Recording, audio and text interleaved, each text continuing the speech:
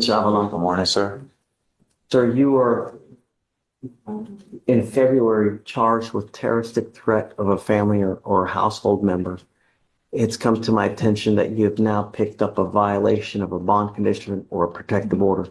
I have no idea what happened, but I want to find out. You have the right to remain silent. Anything you say can or will be used against you. Well, Not you. You have the right to remain silent. Exercise that.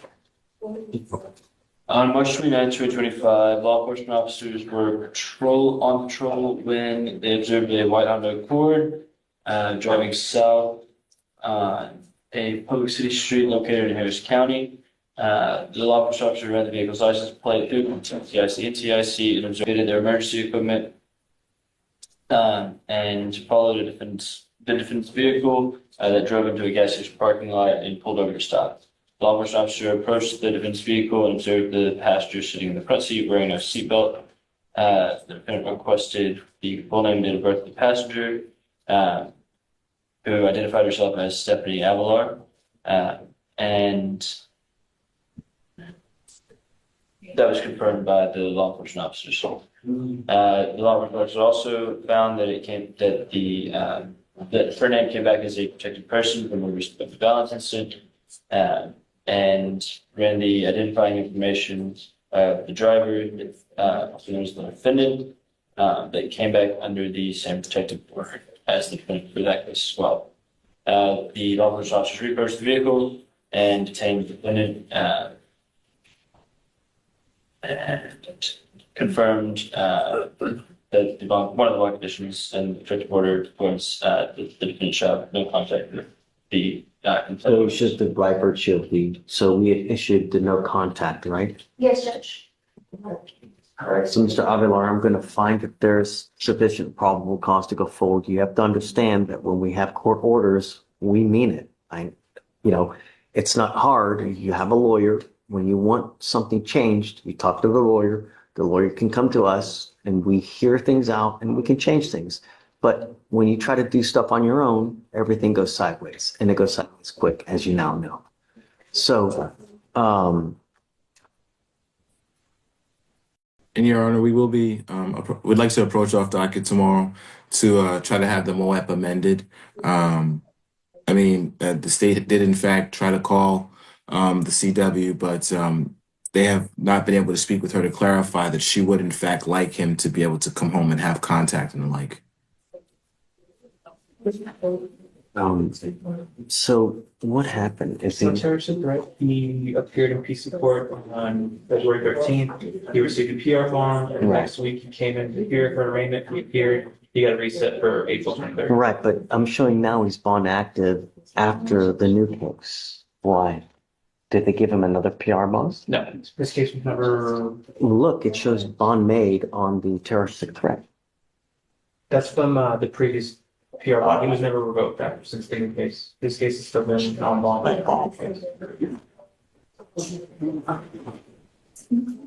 Did they not address it? And I'm at a loss if they never addressed it. Yes. It was new court. His only reset is for April 23rd. Mr. Woodward, my concern is that, they gave them a PR bond on the terroristic threat. I don't even show that a PR bond was given. Oh, here we go. On 213, now he's picked up a violation of protective order. So I can't continue to give you a PR bond when you're picking up new cases, man. That's my speak. Could I ask? It's because I made bond. No. Sorry. You need to talk to your lawyer before you talk to me because I don't want you to say something that hurts your case. Sir. I'll give you time to talk to him, but I can't. We do things a certain way. You can't do stuff on your own. You've been through the system long enough to know that. Yes, sir. Are you on parole at this time? No, sir, I'm not on parole, but I paid for my bond. Hold on. So no PR bond on the terroristic threat. Okay. Let's do this. Your lawyer said he can be here tomorrow. So we'll have him come here tomorrow so he can talk to you and you guys can regroup, try to figure something out. So Mr. Woodward, you say you can be here tomorrow? Absolutely. You want to address it, I guess, then? Yes. Okay. So we'll roll you to tomorrow. We'll try to figure something out. Judge, he's supposed to get released today because of the surety bond on the BPO. Here's the legal gut punch. Once you're accused of violating a protective order, the court's patience with PR bonds basically evaporates. A PR bond is trust-based. No money down, just your promise. But if you pick up a VPO while already on a terroristic threat case, the judge hears you don't respect boundaries. And honestly, can you blame him? Should courts ever keep giving PR bonds after that? Rep, I'm not giving him another PR bond when he picked up a VPO though. Do you want me to revoke The PR bond. Yeah. No, Your Honor, Yeah. I certainly understand how you work, but since I'm not there with my client, I just like for him to experience that. The facts of the underlying case, Your Honor, are that he and the CW they're in a relationship. They had an argument. She grabbed his hair first, was pulling him. Then he was grabbing her, but a text message was sent from an unknown number saying, "If you don't come home, I'm gonna fuck you up." Excuse my English, Your Honor, but that's what was the crux of the PC, Your Honor. Of which one? For the terroristic threat case. I don't know. I guess what happened in the terroristic threat? Yes, Your Honor. If I just have one moment.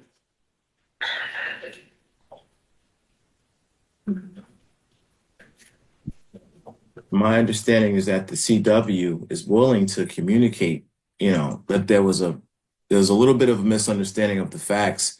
I believe the state called her once. She said she wasn't available, but she would be if they called back. I don't think that she's been able to communicate that there was a little bit of a misunderstanding of the facts. Your Honor, what I have is that this was from the threat was made during an altercation where the defendant told the complaining witness, and I quote here, I apologize for the language. Don't be shy. Come on. We all know the F word. I'm going to fuck you up if you don't come home.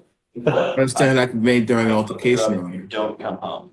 It was made during the defendant admitted that there was an altercation, admitted that he told the complaining witness, "I'm going to fuck you up if you don't come home." Your Honor, I'm looking right at the summary of facts. It literally says, on her cell phone contacts, complainant stated the defendant then began to threaten her via cell phone text, which he stated, I'm gonna go kick your door. I got you. I'm gonna fucking kill you. Complainant stated she was fearful for her safety. But before that line, it says they came from an unknown number.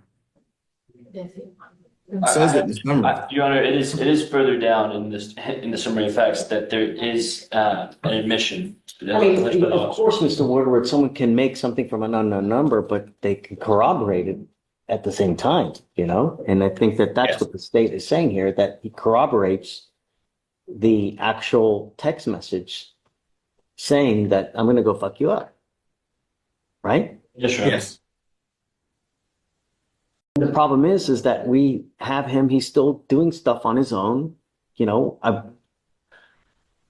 told him not to do it, admonished him not to do it, and he's still, Yes, sir. in this life, when you do things the right way, good things happen. When you do stuff the way you want to do it in violation of orders, and you've been through this sufficient that Now, it's not the end of the world, but how do I get your attention so that you realize that we mean business? If I just give you PR bond after PR bond after PR bond, we have no teeth.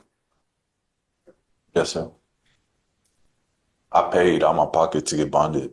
They gave me a bond downstairs, and I paid for When it. you're on your VPO, but I'm not going to give you a PR bond when you're picking up a VPO. She called me. Her home had it. I'm not going to, no. Like I said, talk to your lawyer first. Yeah. Before you start telling us stuff, because I don't want you to put Yes, yourself in sir. your mouth when you think you're trying to help regardless. Now, look, we can come back tomorrow. He's going to come here. We can try to work something out. But I was just trying to help, sir. I've been staying away from her. I got like 10 days left. Sir, I got you. I'll come check up on you. Okay. back tomorrow, we'll deal with it and we'll figure something out. So you'll definitely be here tomorrow, Mr. Woodward? Absolutely, Your Honor. Okay, so I'm gonna revoke it for now. Come back tomorrow, we'll talk. Do you have a place so they can reach out to the complaining witness so they can get a rip done by tomorrow, Mr. Woodward? I do not have it readily available, Your Honor. I can likely get Okay, it. so can you try to do a rip between now and tomorrow so we can try to figure out what she wants and then we'll go forward? Please. Okay, all right, we'll see you tomorrow. Thank you, Your Honor. All right, bud. Good morning, Ms. Dews.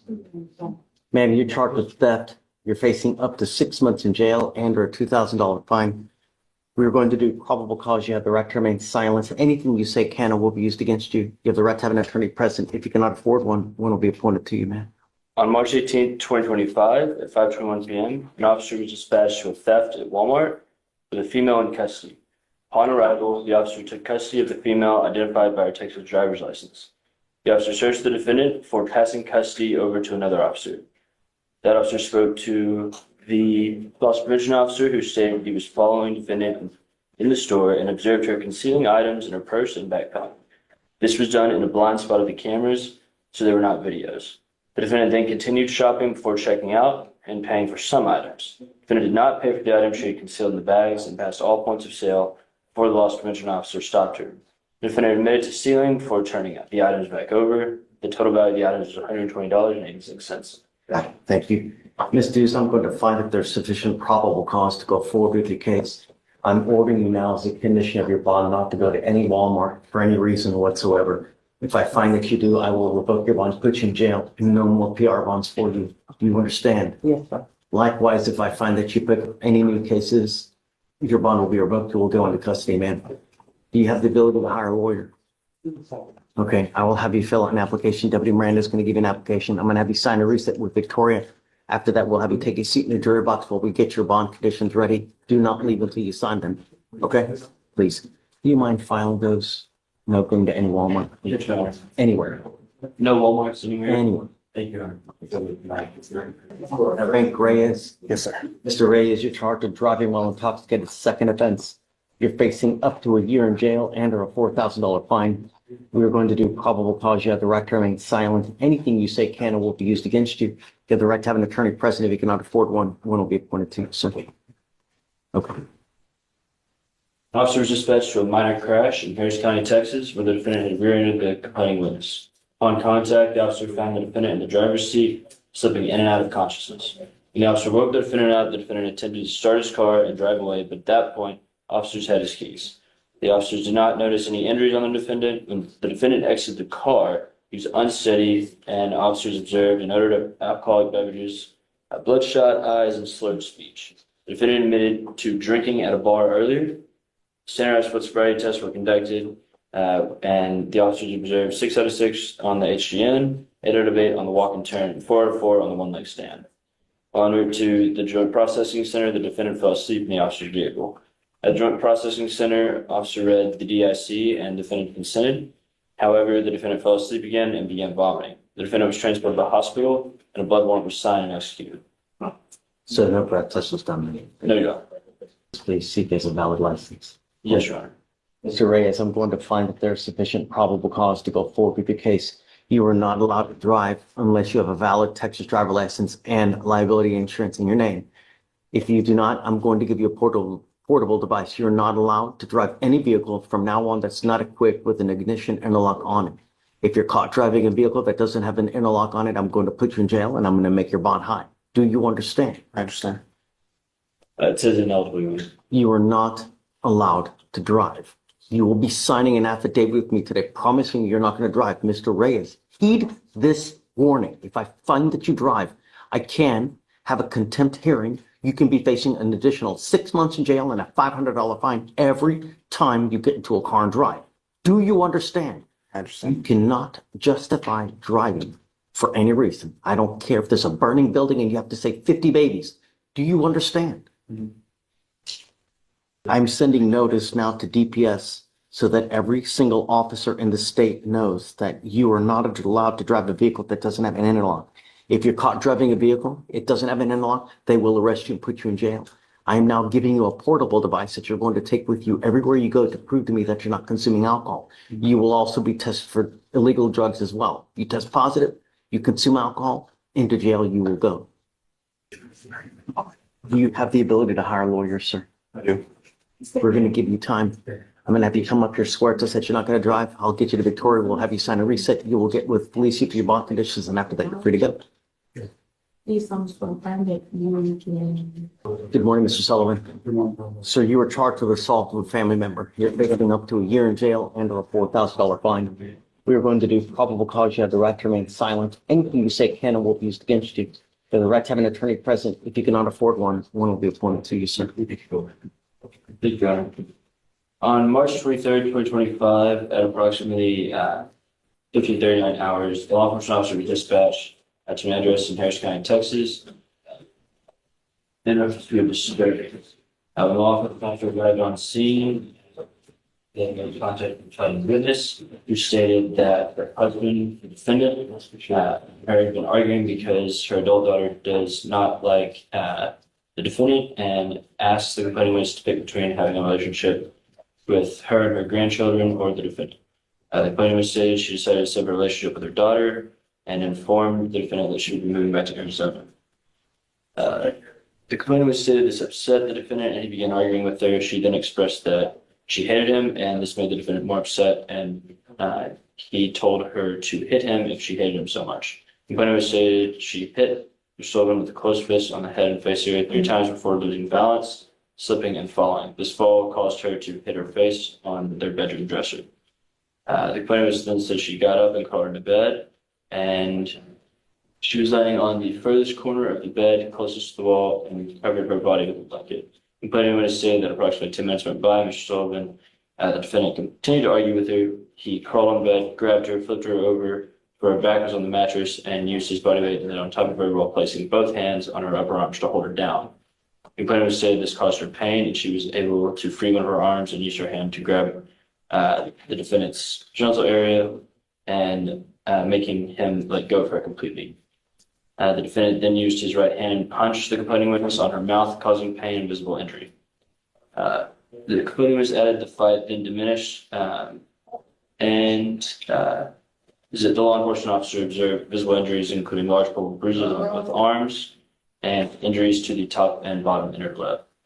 Laser, you hearing this? Yes, Your Honor. Interesting. So she's the initial aggressor, though, correct? Your Honor, So it looks like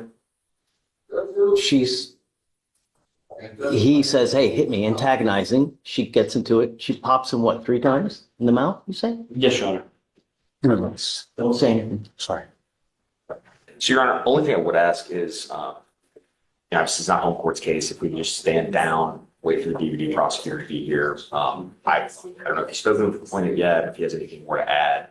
I would just ask the court to withhold the finding until we can get the prosecutor to go. All right, Mr. Sullivan, just do me a favor. Will you just take a seat behind the jury box? I'm going to get, I'm going to also appoint him a lawyer, if you don't mind. I'm going to appoint him someone as well so we can do just. That's fully fine, Your Honor. Let me, and I'll email DVDs. Yeah. Okay, all right. Thank you. Do me a favor, just take a seat for me real quick, all right? All right, Judge, next is. You're Abner Guzman. Guzman. Yes. Mr. Guzman, you're charged with displaying a fictitious license plate. Con red flag asking. 6 months in jail and or a $2,000 fine.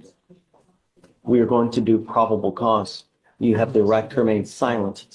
Anything you say can and will be used against you. You have the right to have an attorney present. If you cannot afford one, one will be appointed to you, sir. Thank you.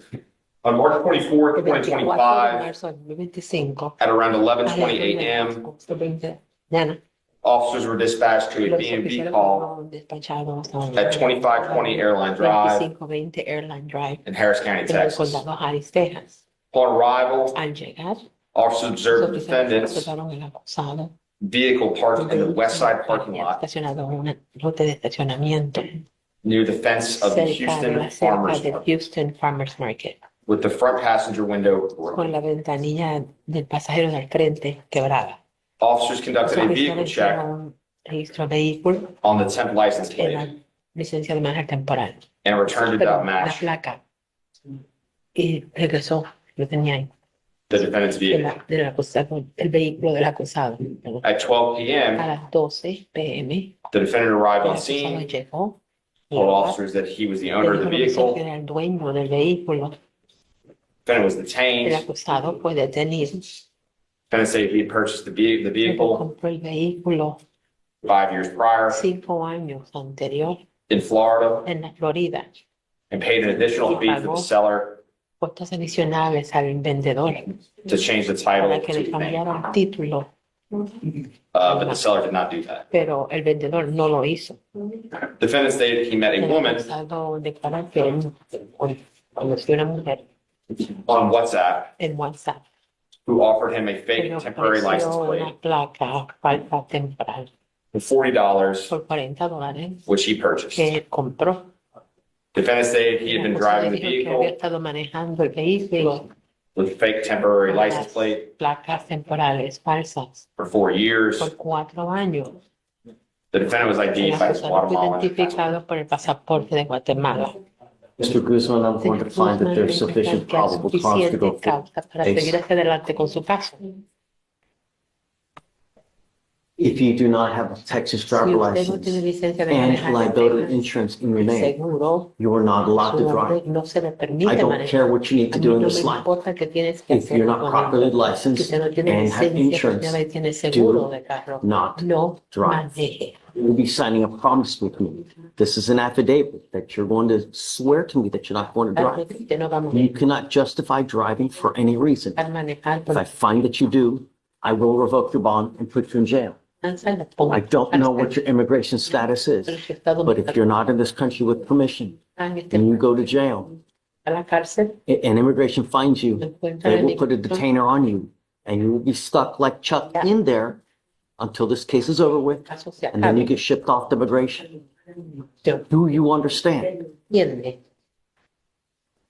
Sí. Yes. Do not. No maneje. This is the only bond condition that you have. Do not pick up any new cases as well. If I find that you're a danger to my community, likewise, I will put you in jail. Igualmente no. You have a lawyer. Because you have a lawyer, I will waive your appearance, but it is your responsibility to stay in touch with him. If he tells me that he cannot get a hold of you because you're playing games, you're not responding to phone calls, text messages, likewise, I will revoke your bond. Do you understand? Él lo entiende. Yes. Okay. I'll have you sign a receipt of Victoria. We'll have you swear to us that you're not going to drive, and after that, you're free to go. Thank you, Judge. Maybe excuse me. Thank you. Yeah. Okay, this bond conditions theme is getting loud. The judge isn't just lecturing, he's building enforcement. Fake temp tags for 4 years, WhatsApp plates for $40, and now the affidavit promise not to drive? That's the court saying your choices are now a public safety issue. And that immigration detainer warning?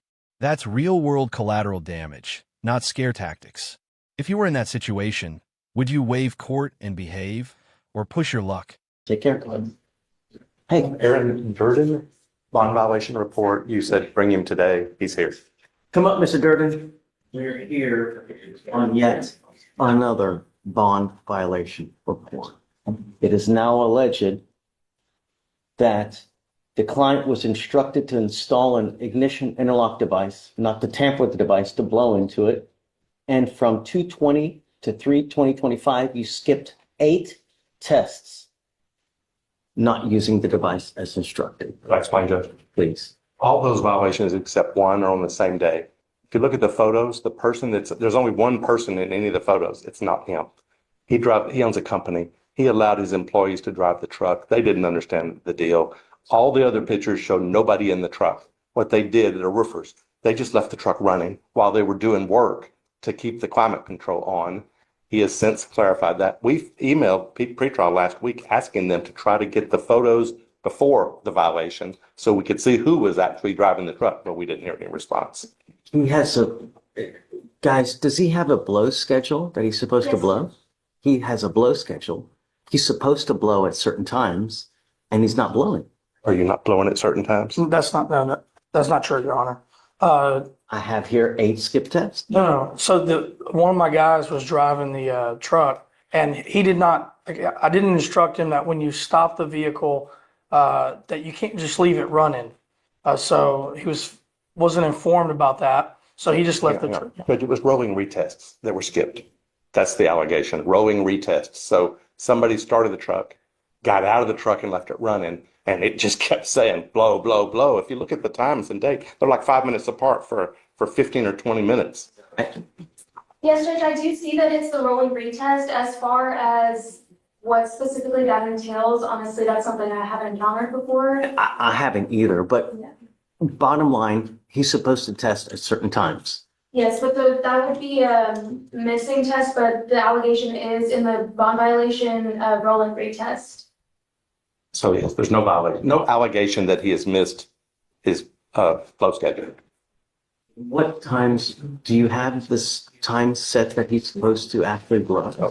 I can reach out to the manager and get that information. Do you mind? I'd like to know what specific times is he supposed to test? Yes.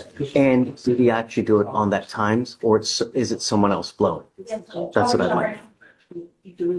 So let me see what they say and then we'll come back. Have any big problems today? Something nice. All I need is a reset for 45 days. The prosecution and I have come to an agreement. Christian Willis. The prosecution and I have come to an agreement as to the resolution of this case. He just needs about 30 days in order to. It's nearly 200 days now. What did they offer? We've offered a PTI now, Your Honor. And So I forfeiture the weapon and gun safety class and a drug and alcohol awareness class, I believe. And a drug awareness class, I believe. So I'm gonna give him 2 weeks to get the stuff done. 2 weeks? Yeah, it shouldn't take that long. It's a gun safety class, it's probably 2 hours. Yes. And then the other class also is just a couple hours. So So we need 3 weeks instead of 2? Because I still have a power. 3 weeks. 3 weeks. Thank you, Mr. sir. Willis, where's Mr. Willis? He's out here. Come up. This is Christian Willis.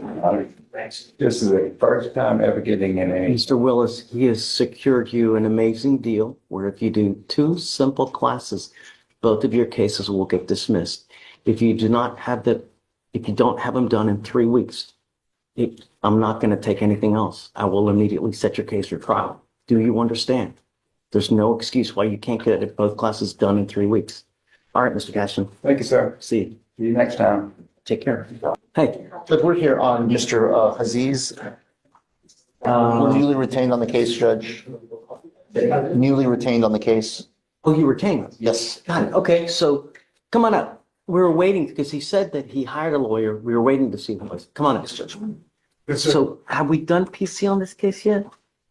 Judge, he was CHA. They just had to sign on. Okay, so we have here, do you mind doing me a favor? Can you run his license to see if he has a license? Sure. This is a failure to stop and give him information. Yes, sir. Leaving the scene of an accident. So I just want to make sure that if you're going to drive, that you have a valid Texas driver license and liability insurance. If you do, then you may continue to drive. If you don't, then I'm making it a bond condition that you not drive until you have both of those things. Yes, Judge. Yeah, this is where Bitfin is eligible. Okay, you do not have a Texas driver license. I have a California driver's license. I was stationed in California. I'm a veteran. Is it eligible? It does say eligible, Your Honor. Okay. All right. So one of your other bond conditions is you are not allowed to drive unless you have liability insurance in your name. That is a bond condition. If I find that you drive without car insurance, because all I'm asking you to do is follow the law. If I find that you don't, then I'm going to put you in jail. You understand? Great. You've got a lawyer. Because you have a lawyer, we will waive your appearance. So you don't have to waste your time coming to court. But you must stay in touch with them. They'll tell you if and when you have to come back to court. Quick question. Do I just need to come back with like my insurance and give it to them so that they know that it's valid? Yeah, just let them know, then they can show it to us so that we can verify it and then you're good to go. But like I said, I'm waiving your appearance. You don't have to waste your time coming to court, but just stay in touch with them and they'll tell you. If they tell me they can't get a hold of you because you're gone, then I will issue a warrant of arrest. You don't pick up any new cases. Got it? We're good. Thank you. Thanks, Judge. So don't leave until you sign the conditions and then after that you're free to go. So D, file no driving without a valid license and liability insurance. Yes, Your Honor. Okay. Thank you, Your Honor. Guys, have fun. Urging on Jasmine Tovar Martinez, Judge. She had a BVR. On Friday, she came to court. She was sent to go get drug tested and it's negative. She is present. Martinez had a cause of mercy like that. That's it.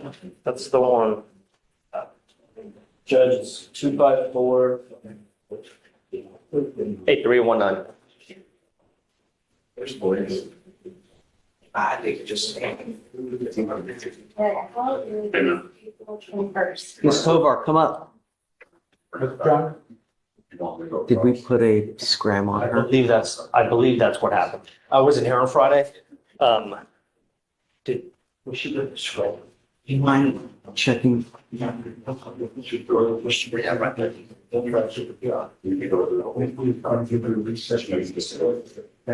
Graham device status Friday. That's positive again. It's not going to go well for you. You better know every single thing that you put in your body before you do. If I see that you have a positive and you try to tell me it's mouthwash, it's a tequila lollipop, it's hair dye, I don't care. No more excuses. You understand? Okay? All right. Thank you, Judge. Yes, sir. Yes. Okay, have a seat. Give me 1 second.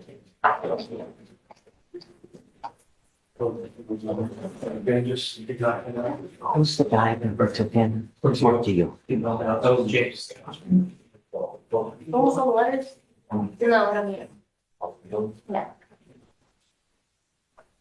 So 30,006 30,000. and 6.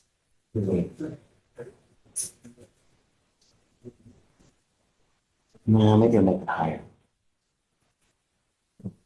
What do you think?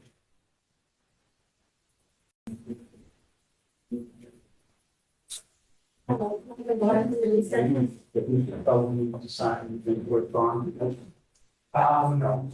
didn't say it's like ball. Oh, I don't know. I let them know. Okay. Did you hear that? Yes. Say you file a bond, you need one.